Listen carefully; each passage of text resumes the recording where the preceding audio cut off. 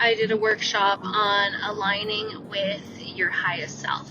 And that's not an easy feat by any means. We talked a little bit about how the ego and the soul are constantly at battle. So it is something that no matter how much you grow and expand and lean into and get closer to that higher version of yourself, you're never actually going to get there. Along the lines, you're also going to have all sorts of challenging events, typically because of that ego trying to keep you safe and in your comfort zone. And sometimes you're going to be challenged and you're going to come across situations where you don't necessarily show up as your highest self. And in those instances, you are going to be challenged. And the important thing to know when you experience that is that you can't allow those situations to hold you back.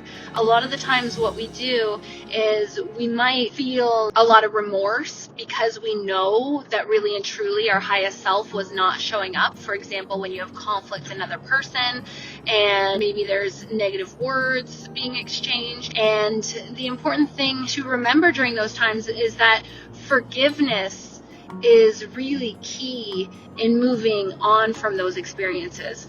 Forgiveness for the other person, but also forgiveness for ourselves. And forgiveness, it's not easy.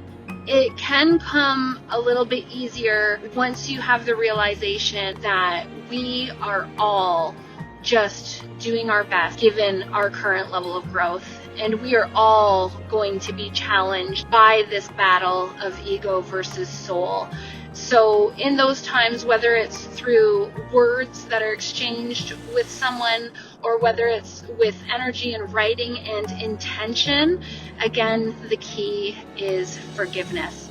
To forgive the other person for whatever part they played in this conflict or negative situation, and forgiveness for yourself, and knowing that you are just doing your best given your current level of growth, and that challenges of whether or not you are showing up as your highest self are inevitable. You've got to forgive yourself and move on from those. I'm sharing this with you because I had an experience myself and immediately felt anxious about it. I replayed it over and over and over in my head and thought of all the ways that the other individuals involved could have acted differently or said different words or used different tones.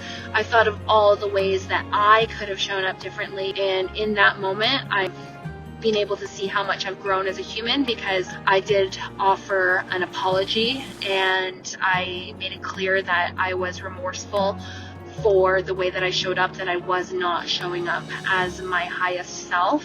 And at the end of the day, whether someone chooses to forgive me and move on or not forgive me and judge me based on that one interaction with me is not my issue to hold on to. I have forgiveness for them and I have forgiveness for myself, as challenging as that is. And I believe that because of this perception of my circumstances, that I will not be taking part in former patterns where I would take an event and replay it over and over and over in my mind, making myself extremely anxious in the process and making myself suffer, basically punishing myself. I talk a lot about punishing ourselves with regards to food. Maybe we make a wrong food choice, so then we punish ourselves by restricting our food and doing extra exercise. Or maybe on the other hand, we punish ourselves by